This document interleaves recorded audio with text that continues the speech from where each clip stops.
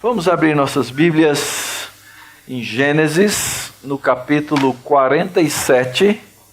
Estamos chegando ao final dessa grande história, dessa tremenda história. Mais 2 ou 3 domingos e nós chegaremos ao final da exposição do livro de Gênesis. Hoje nós vamos meditar no final do capítulo 47, dos versos 13 até o verso 31. Nós vamos começar fazendo a leitura do capítulo, dos versos 13 até o verso 19. Mas ao longo da exposição nós vamos ler todo o restante do capítulo. Mantenha a sua Bíblia aberta para a nossa leitura e meditação.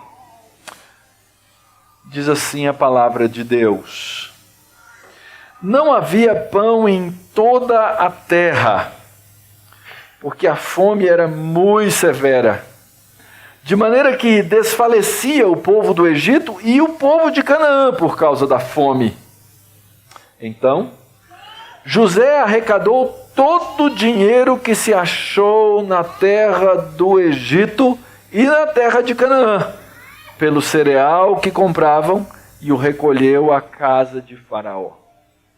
Tendo-se acabado, pois, o dinheiro na terra do Egito e na terra de Canaã, foram todos os egípcios a José e disseram: dá-nos pão, porque haveremos de morrer em tua presença, porquanto o dinheiro nos falta. E respondeu José: se vos falta dinheiro, trazei o vosso gado. Em troca do vosso gado, eu vos suprirei. Então, trouxeram o seu gado a José, e José lhes deu pão em troca de cavalos, de rebanhos, de gado e de jumentos. E os sustentou de pão aquele ano em troca do seu gado. Findo aquele ano, foram a José no ano próximo e lhe disseram: não ocultaremos a meu senhor que se acabou totalmente o dinheiro, e o meu senhor já possui os animais. Nada mais nos resta diante de meu senhor, senão o nosso corpo e a nossa terra. Por que haveremos de perecer diante dos teus olhos, tanto nós como a nossa terra? Compra-nos a nós e a nossa terra a troco de pão. E a nós e a nossa terra, e nós e nossa terra seremos escravos de Faraó. Dá-nos semente para que vivamos e não morramos, e a terra não fique deserta. Vamos orar? Senhor Deus bendito, diante da tua palavra santa, nós agora rogamos tua graça e tua misericórdia. Rogamos a iluminação do teu Espírito Santo, a fim de compreendermos a tua verdade e a tua vontade sobre a vida do teu povo, sobre a vida da tua igreja, sobre a vida da nossa casa, da nossa família, sobre nossas vidas individualmente, Pai. Pedimos o sustento do Senhor, pedimos, ó Deus, a bênção do Senhor para nos fazer entender o teu querer. Que as palavras dos meus lábios e o meditar do meu coração sejam agradáveis na tua presença, Senhor meu, rocha minha, Redentor meu. Amém.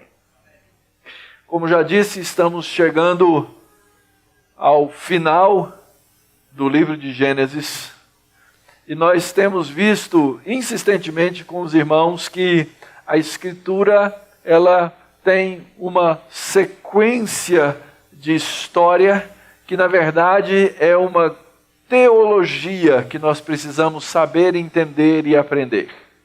Vocês que têm vindo domingo após domingo já sabem o que é que está escrito ou estaria escrito em cada um desses círculos. A Bíblia é uma história a respeito da criação, da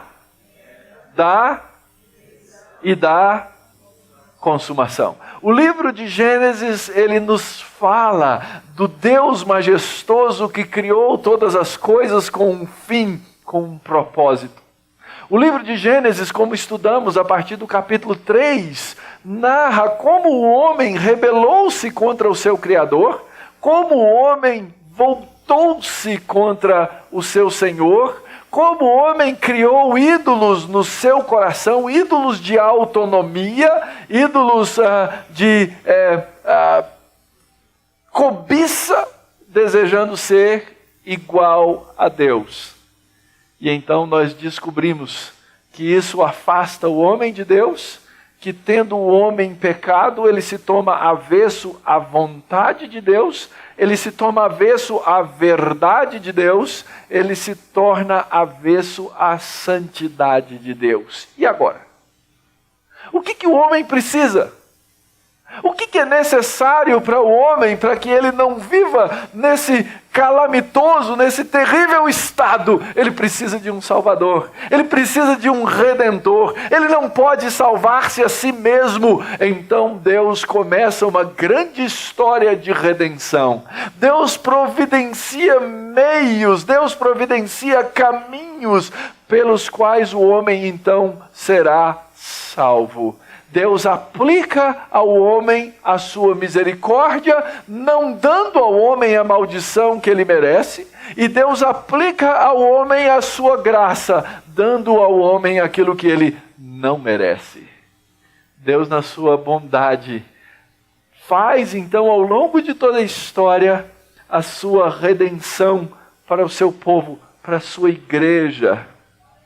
E então nós começamos a ler no livro de Gênesis como essa redenção foi aplicada na vida desses homens e mulheres e famílias com vistas a um projeto consumador. Nós estamos a caminho da consumação, nós estamos a caminho de um fim do atual estado da história para que essa história continue num estado diferente, onde não seremos mais afetados pela dor, pelo pecado, pela morte, pela doença, pelo luto, por nenhuma dessas coisas.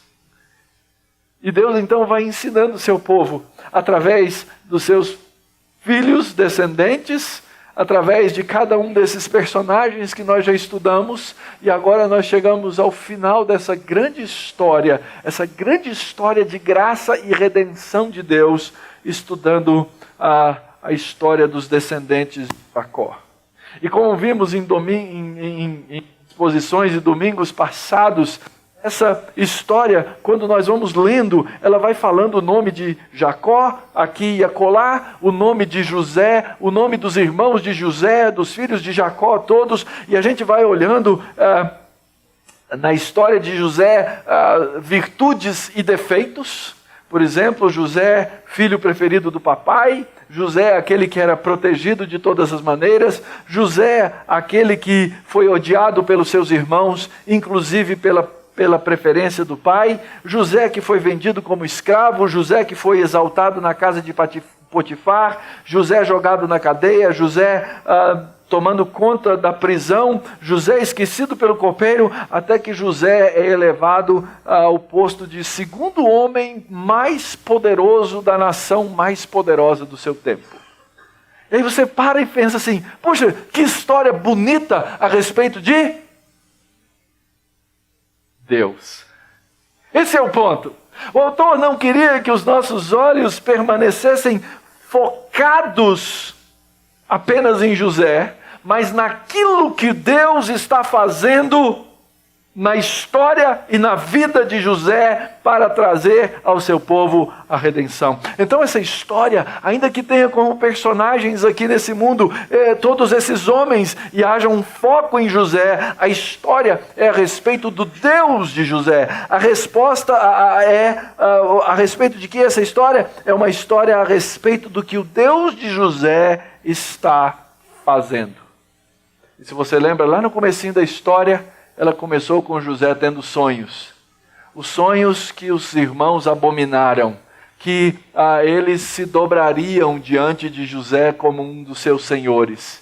E nós vimos na última parte da história, no capítulo 46, na primeira metade do 47, que finalmente todos os seus irmãos, seu pai, se chegam e se prostram diante de José, cumprindo os sonhos que começaram lá no capítulo 37. Vimos que essa é uma história de reencontro, de providência, de bênção. Muito interessante. O Jacó chega na terra do Egito, trazido por José, seu filho, autorizado pelo faraó. E o que acontece? Jacó, um homem simples, comparado ao grande faraó do Egito, o texto diz assim: Jacó abençoou a faraó. Parece que não casa. Sempre quem abençoa é o maior para o menor. Mas no caso, a Escritura narra com toda clareza que Jacó, na sua velhice e por ser um agente de Deus, apesar de todos os seus problemas e pecados, ele chega diante de Faraó, o soberano Senhor de todas as terras, e abençoa Faraó. E então, nos últimos versos, nós vemos que o povo de Deus, finalmente agora, no Egito, fora da terra prometida, é um povo abençoado e um povo abençoador. Como nós podemos observar isso ao longo da narrativa? Nós já lemos esses primeiros versos. E nesses primeiros versos nós vemos primeiro um grande contraste, um imenso contraste. Olha só, o texto diz que não havia comida para ninguém mais. Nem no Egito, e o texto faz questão de dizer, nem no Egito e nem em Canaã. Nem no Egito e nem em Canaã. Ora, nós lembramos da história e lembramos dos sonhos de Faraó. 7 anos de vacas gordas e 7 anos de vacas magras. É bem possível que estejamos aqui já no 3º ano das vacas magras. A fome havia tomado o mundo conhecido da época. Não havia cereal, a gente não sabe exatamente por quê, provavelmente uma grande seca, nem o próprio rio Nilo estava enchendo para alagar as suas margens, mas eles haviam colhido, ou José havia colhido o suficiente para sustentar a terra por mais 7 anos. Todos desfaleciam. E aí o texto diz que o dinheiro de todo mundo acabou, todo mundo comprou o que podia. Dá-nos pão, porque havemos de morrer na tua presença. Eles falam na presença de José. E o grande contraste, queridos, está exatamente no final anterior, do trecho anterior da passagem, no verso 11. Diz assim: então José estabeleceu a seu pai e a seus irmãos, e lhes deu possessão na terra do Egito, no melhor da terra, na terra de Ramsés, como Faraó ordenara. Enquanto o mundo padece fome, enquanto o próprio Egito padece fome, o povo de Deus chega naquela terra e é colocado no melhor da terra. A história é surpreendente. Era de se esperar que todo mundo estivesse na mesma situação, mas eles foram escolhidos de uma maneira especial e receberam grande bênção numa terra estranha. Isso aqui começa a nos ensinar uma coisa que nós precisamos aprender. Sim, podemos ser abençoados nesse mundo, podemos, mas nós temos que entender que essa terra não é a nossa terra. E que mesmo na terra nós teremos tempos de calamidade e quem sabe tempos de abundância. E que mesmo sendo nós crentes, cristãos, crentes do Senhor Jesus Cristo e salvo por eles, nós estamos sujeitos às coisas desse mundo. Nós não estamos livres, irmãos, daquilo que acontece ao nosso redor. A grande pergunta, a grande questão é como será visto na nossa vida esse contraste. Em determinados tempos, quem sabe na abundância, como aconteceu com o povo de Deus aqui. Mas e quando não for a abundância? Como é que o mundo vai ver esse grande contraste em nós? Ele será visto, irmãos, esse grande contraste será visto pelas virtudes daquele que nos chamou das trevas para a sua maravilhosa luz. Esse é o nosso chamado. Esse é o nosso contraste. Não importam as condições, não importa a situação. Esse contraste será visto nas virtudes de Cristo.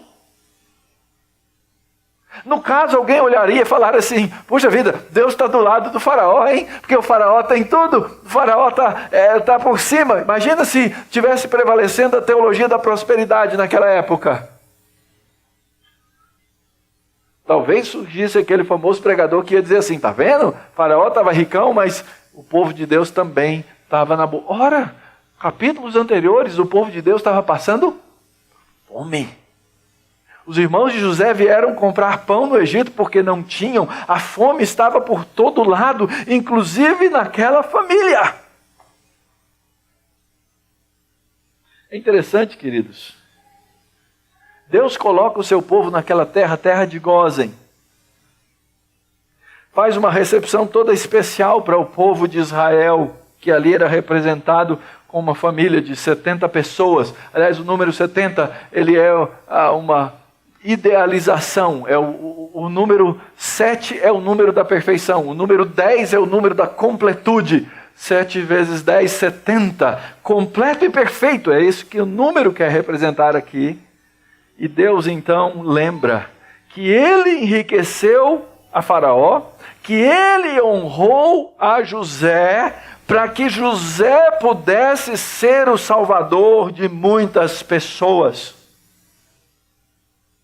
E Jacó então chega e abençoa. Ele está cumprindo um papel que foi dado aos seus pais, que tinha sido dado a Abraão, de abençoar aqueles que lhe abençoassem. Leia o capítulo 12 do livro de Gênesis e você vai descobrir isso. Muito bem. O que acontece? Nós já lemos. Eles chegaram, o povo chegou e falou: olha, acabou o dinheiro, acabou tudo. E o povo chega para José e fala assim: olha, agora só resta para a gente morrer. A minha pergunta, é interessante a lógica da pergunta do povo. A pergunta é a seguinte: qual a vantagem do senhor ser dono de tudo e a gente está morto? O senhor vai ser rei sobre quem?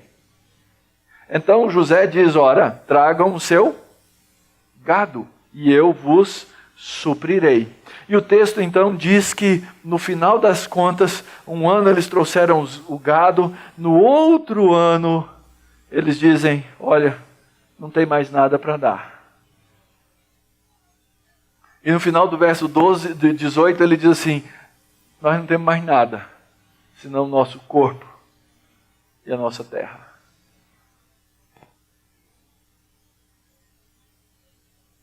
Interessante isso.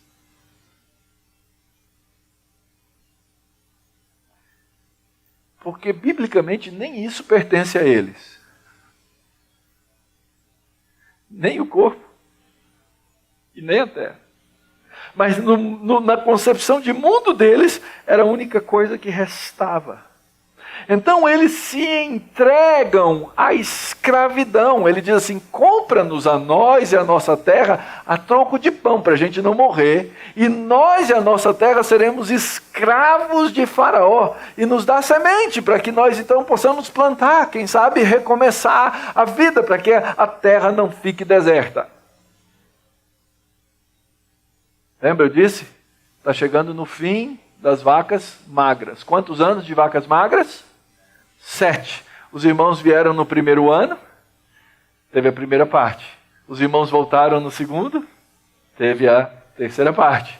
Depois, agora, os irmãos vêm com a família, o terceiro ano. Depois eles trouxeram o dinheiro, trouxeram o quarto ano. No quinto ano eles falam assim: agora lascou mesmo.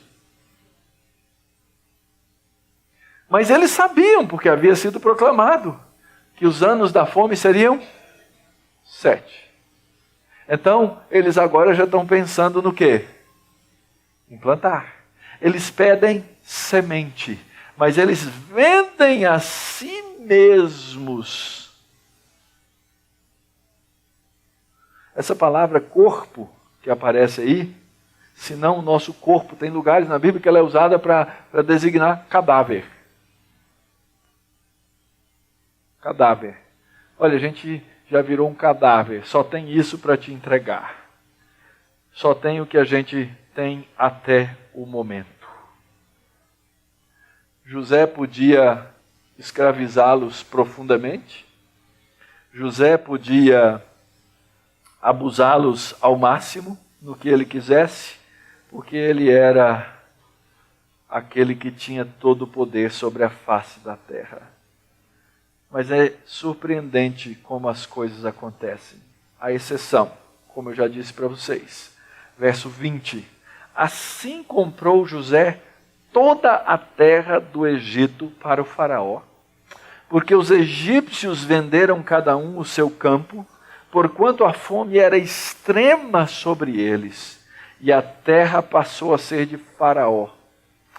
Quanto ao povo, ele o escravizou, eles se tornaram servos de uma a outra extremidade do Egito. Verso 22, a exceção. Somente a terra dos sacerdotes não a comprou ele. Pois os sacerdotes tinham porção de Faraó, e eles comiam a sua porção que Faraó lhes tinha dado. Por isso não venderam a sua terra. Nós precisamos lembrar aqui quem está lendo esse texto primeira vez. É o povo que vai entrar, ou que está entrando na terra de Canaã, depois de 430 anos, quando eles saem do Egito. Deus estabeleceu entre as 12 tribos, entre os filhos de Israel, terras para cada um deles. Mas tinha uma tribo que não ia receber terra. Qual era?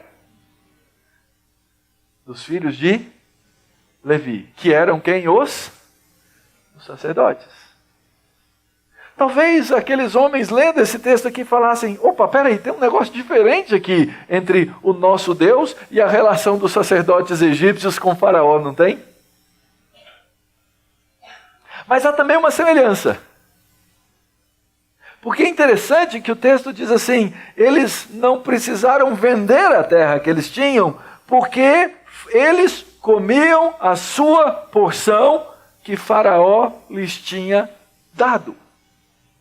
Lembra qual é a razão que Deus dá para não dar terra aos levitas? Eu sou a sua porção. A porção dos sacerdotes sempre vem de Deus. Na verdade, os sacerdotes bíblicos, eles nunca se tornam possuidores da terra, porque eles entendem que eles são mordomos do Deus soberano.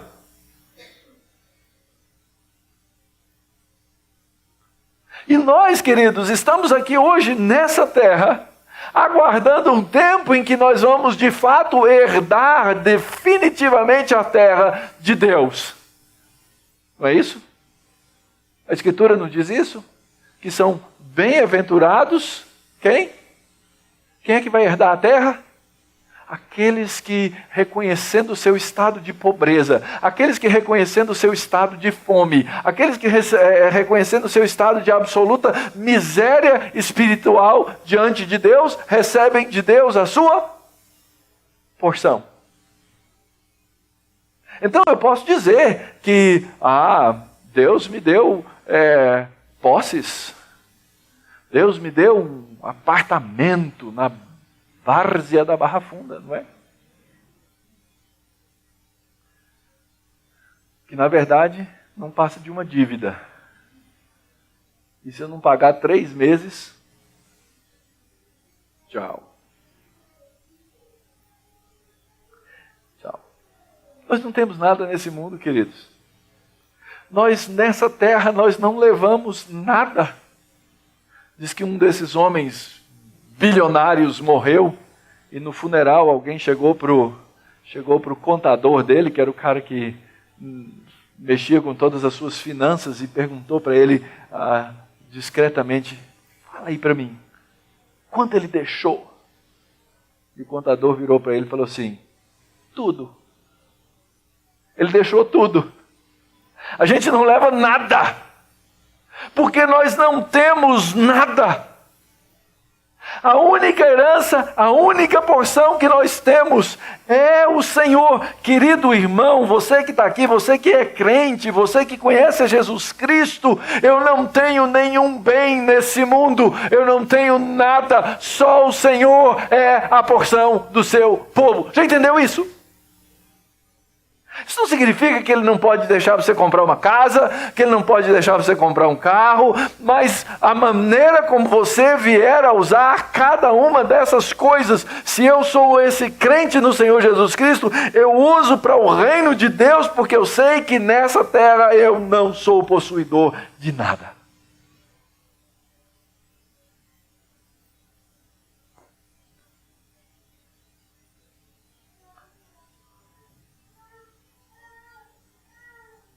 Na verdade, o que nós precisamos fazer, e vamos aprender agora com o próximo trecho do texto, é usar de generosidade. Lembra? Vejam a situação. José, em nome de Faraó, agora possuía todas as terras do Egito. Eles chegaram diante de José e entregaram tudo, ao ponto de chegar, agora só resta o cadáver mesmo, só resta o corpo para entregar. Olha a reação de José, verso 23. Então disse José ao povo: eis que hoje vos comprei a vós outros e a vossa terra para Faraó. Aí tendes semente, semeai a terra. Das colheitas darei o quinto a Faraó, e as 4 partes serão vossas, para a semente do campo, e para o vosso mantimento, e dos que estão em vossas casas, e para que comam as vossas crianças. E responderam eles: a vida nos tem dado, achemos mercê perante o meu Senhor, e seremos escravos de Faraó. E José estabeleceu por lei até o dia de hoje, que na terra do Egito tirasse Faraó o quinto, só a terra dos sacerdotes não ficou sendo de Faraó. José podia ter abusado, podia ter usado dos costumes da época. Alguns tratados antigos falam que esse sistema de uso da terra, quando alguém possuía a terra e alguém ainda dava semente para o outro plantar, que em alguns lugares eles cobravam 60%. Em geral, 40%. Alguns mais bondosos, 30%. José foi pelo padrão mínimo da época, 20%. 20%. 20% vai ser do Faraó, porque eu estou dando a semente. Veja bem, eu estou dando a terra, porque vocês agora entregaram a terra para mim. Eu vou dar a semente e vocês vão devolver 20% para Faraó. O pastor da prosperidade ia aproveitar agora, né? Mas nosso Deus é tão bondoso que Ele trabalha diferente. Ele trabalha com um povo voluntário, com um povo que dá com alegria de coração, com um povo que se entrega para Ele. Já pararam para pensar nisso? Você não é dono do seu corpo, você não é dono da sua terra, você não é dono da sua casa, você não é dono de nada. E Deus diz assim: eu quero que você use tudo para mim. Eu quero que você use a sua vida para mim. E se é uma lição secundária que nós podemos tratar, tirar aqui do texto, é que nós precisamos aprender a tratar o mundo à nossa volta generosamente.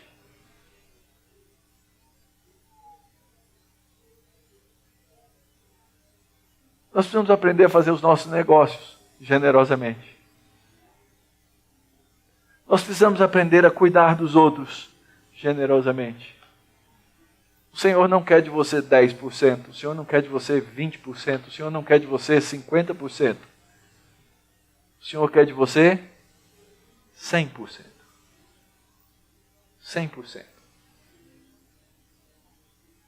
Se você frequenta essa igreja de algum tempo, talvez alguns de vocês nunca tenham ouvido o pastor falar de dinheiro e de dízimos. Talvez. Boa parte já. Falo com muita parcimônia, raramente falo. Porque nós hoje vivemos num contexto em que essa questão de gente pedir dinheiro na igreja se tornou absurdo, se tornou escândalo, se tornou motivo de riso, e nós não queremos ser confundidos com essas pessoas. Mas não se iludam, não se enganem. O Senhor Jesus fala de dinheiro frequentemente, talvez seja um dos temas mais abordados nos evangelhos. Porque o Senhor mesmo caracteriza o dinheiro como mamon, como um Deus, como um objeto de idolatria. O apóstolo, ou Tiago, ele diz que o amor ao dinheiro é a raiz de todos os males. A Escritura sabe que o nosso coração é muitas vezes controlado pela adoração, pelo amor, pela dedicação da nossa vida ao dinheiro, ao nosso estilo de vida, às nossas preferências, às coisas que nós gostamos.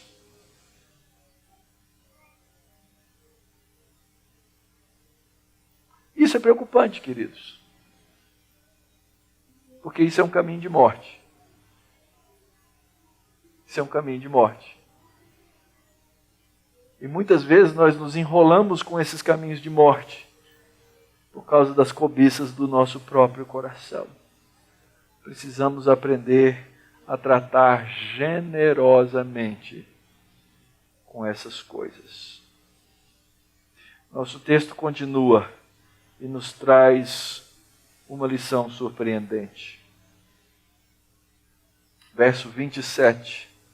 Assim habitou Israel na terra do Egito, na terra de Gósen. Nela tomaram possessão e foram fecundos, e muitos se multiplicaram. Jacó viveu na terra do Egito 17 anos, de sorte que os dias de Jacó, os anos da sua vida, foram 147. Nós precisamos ler algumas coisas da narrativa de Gênesis, para que esse texto tenha o seu devido impacto. Primeira coisa, essa expressão de fecundidade e multiplicação, ela aparece aonde na Bíblia? Em qual capítulo? No primeiro capítulo.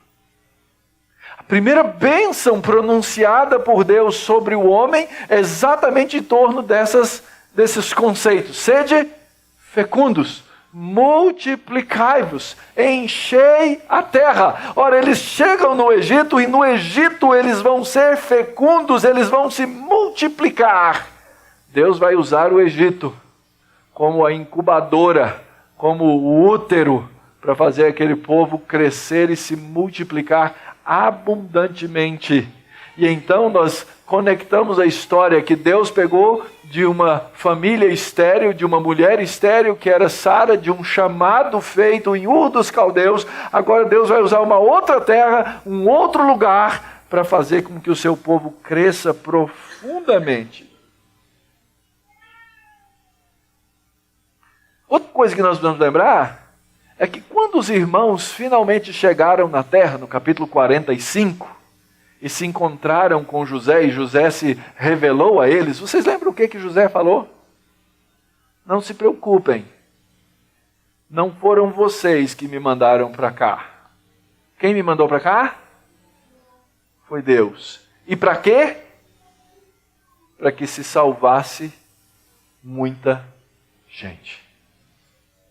Deus usou José não só para salvar a sua família, não só para salvar a semente prometida, Deus usou José para salvar os próprios egípcios.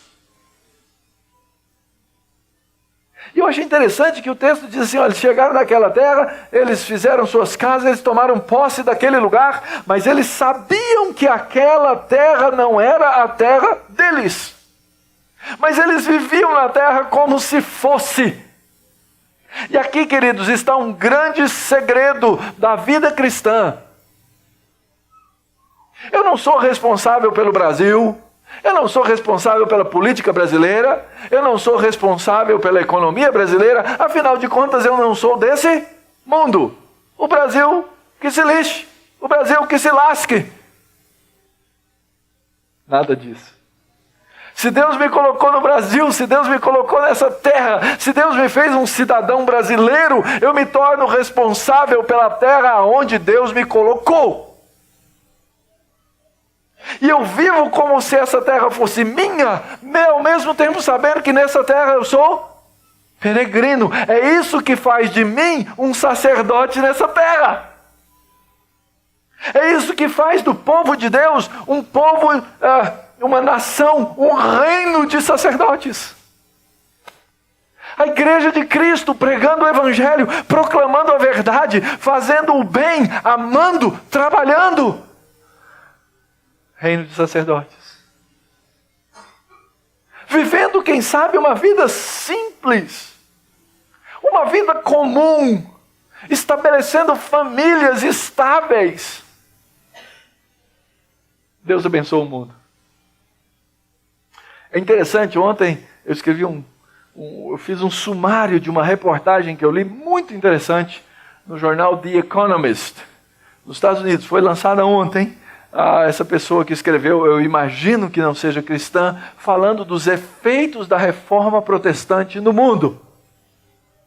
E essa pessoa, ela mora na Guatemala. Até 1976, a Guatemala era um país predominantemente católico romano. Até 1976. Nós estamos em 2017. Para não fazer igual a Dilma, quantos anos dá isso aí? É porque ela faz, né? Quando ela faz, lembra, as contas delas eram terríveis, né? Garantida é 41 mesmo?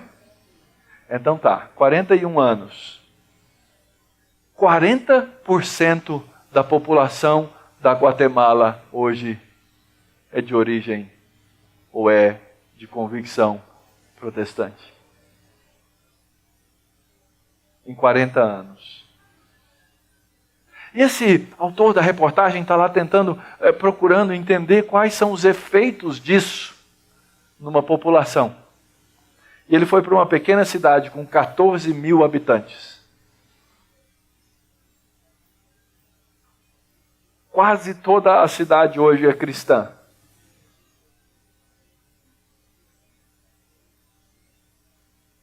E ele começa a relatar os efeitos daquilo na vida daquele povo.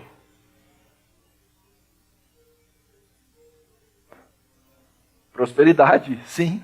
Econômica.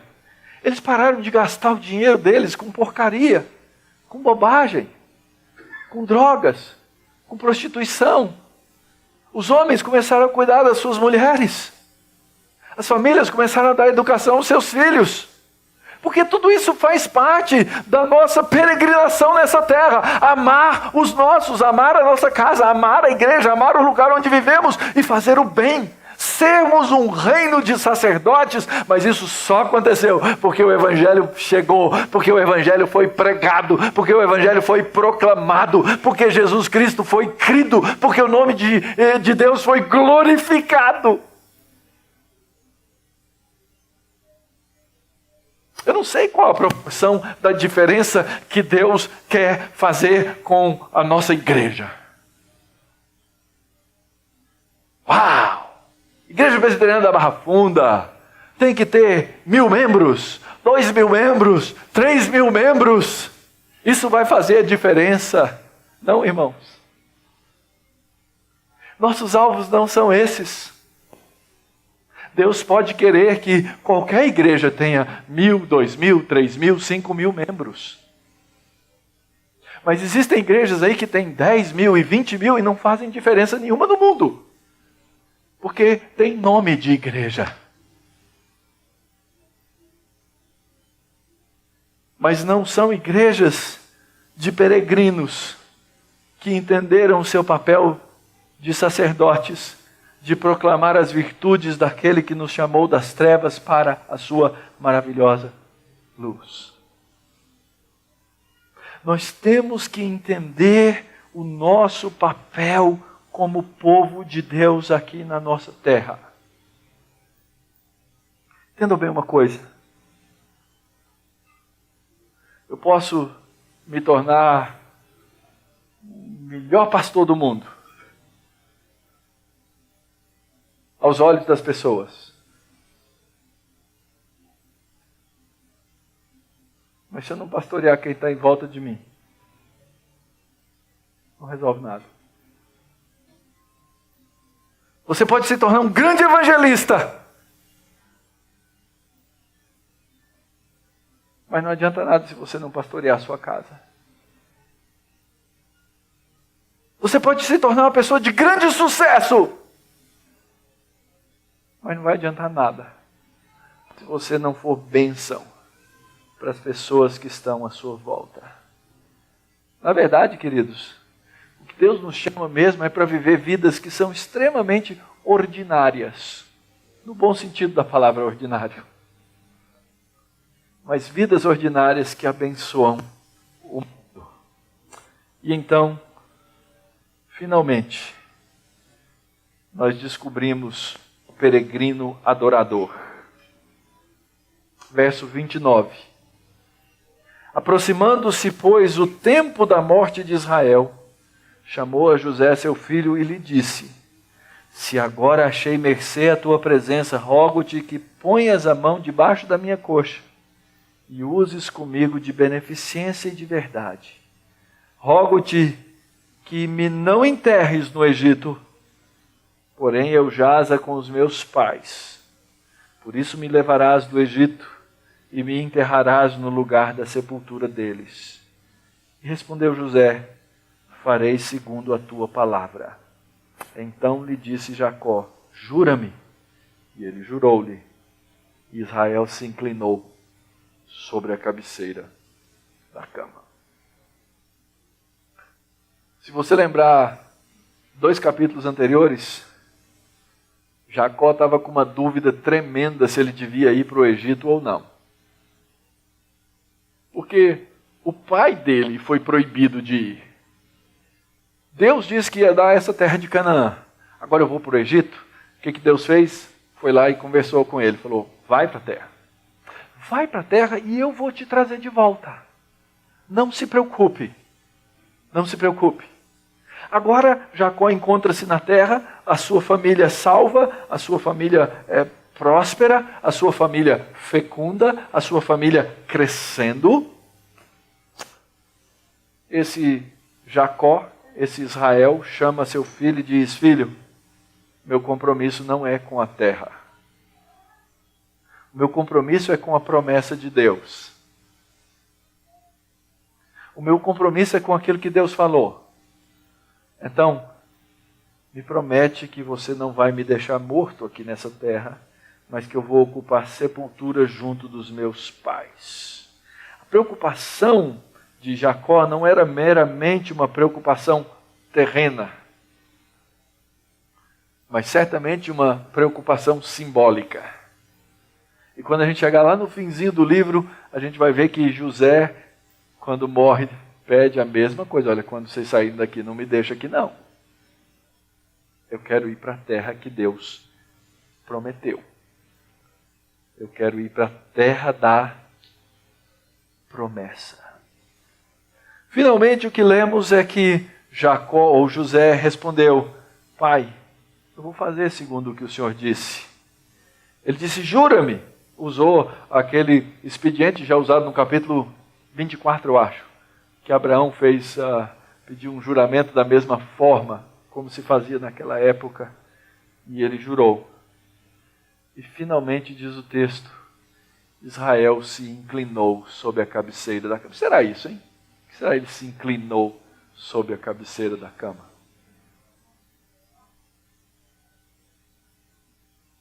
Ele adorou. Inclinar-se significa adorar. Finalmente esse homem se dobra aos pés de Deus. Lembram das lutas de Jacó em adorar a Deus?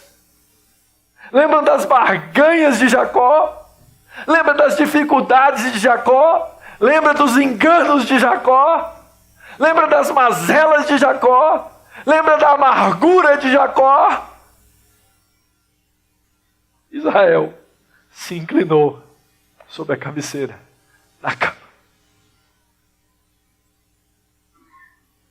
O peregrino, queridos, ele entende que ele foi chamado por Deus para adorar. Ele não se inclinou meramente diante do seu filho, ele se inclinou diante do Deus do universo.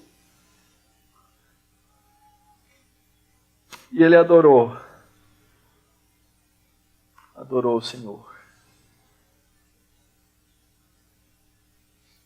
Apoiado no seu bordão, já fraco, prostra-se e adora a Deus.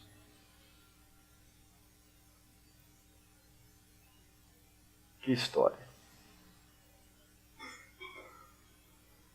E nós, irmãos, o que é que faremos?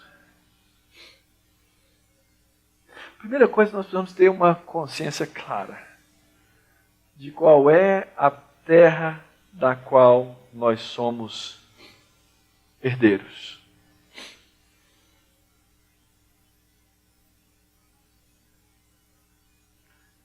Eu já conheci alguns cristãos muito ricos. Muito ricos. Com riqueza que eu jamais imaginaria o que era.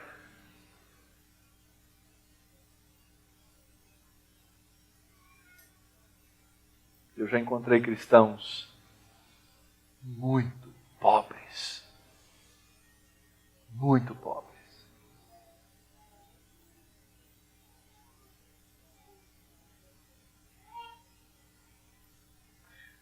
E talvez isso cause alguma confusão, a gente olhando, mas Deus não trata seus filhos iguais, Ele tem preferência? Será que Ele é igual a Jacó, que tratava José diferente? Queridos, o que nós precisamos ter é a certeza de qual é a nossa verdadeira herança. Quando nós entendermos qual é a nossa verdadeira herança, nós vamos encontrar naquele que nos dá a herança uma coisa chamada contentamento. Por que é que a gente reclama tanto das coisas? Por que é que a gente reclama tanto da vida? Por que é que a gente reclama tanto das pessoas? Por que é que a gente reclama tanto de quem está à nossa volta? Porque nós não encontramos contentamento no Senhor.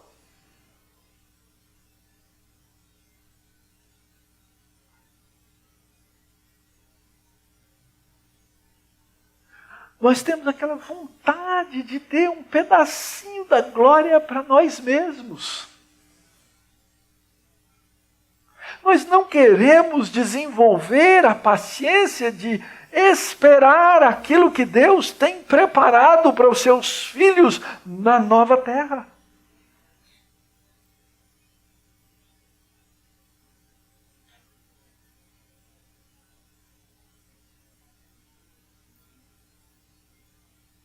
Nós temos que entender que aqui na terra nós somos peregrinos. Que nós estamos de passagem. Que esse não é o nosso lugar final, nem o nosso alvo final. Não é o nosso destino final. Mas que nessa caminhada de fé que nós caminhamos aqui nessa terra, junto com o povo de Deus, junto com a igreja de Deus, Deus cumpre os seus planos. Não significa que a gente não vai fazer pergunta, não significa que a gente não vai ter horas que a gente vai perguntar para Deus, Deus, o que está acontecendo? Não estou entendendo, não era assim que eu esperava.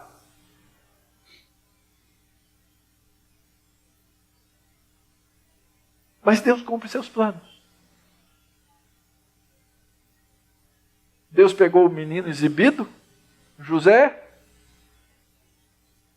Deus pegou o ódio dos irmãos para fazer com que ele caísse no fundo do poço. Deus pegou a esposa de Potifar para acusá-lo falsamente. Deus pegou um ingrato na prisão para esquecer dele por 2 anos, depois de ter livrado o pescoço dele, para fazê-lo o segundo homem mais poderoso no Egito. para salvar muitas vidas.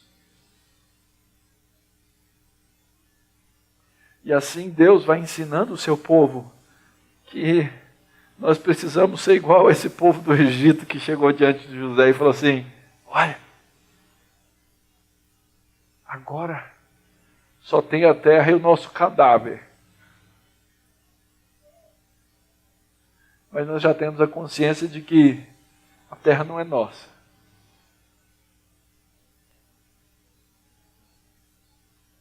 E então nós precisamos nos tornar servos e escravos. Servos e escravos do Senhor, porque servos e escravos tornam-se sacerdotes na terra. Então, irmão, de maneira bem prática, a pergunta é: como e quem você vai servir a partir de hoje? Como e quem você vai servir durante os seus dias? Como e quem você vai servir durante a semana? E no seu serviço, o nome do Senhor será glorificado. Ah, se aprendêssemos o serviço na igreja. Ah, se aprendêssemos que nós estamos aqui não para ser servidos, mas para servir.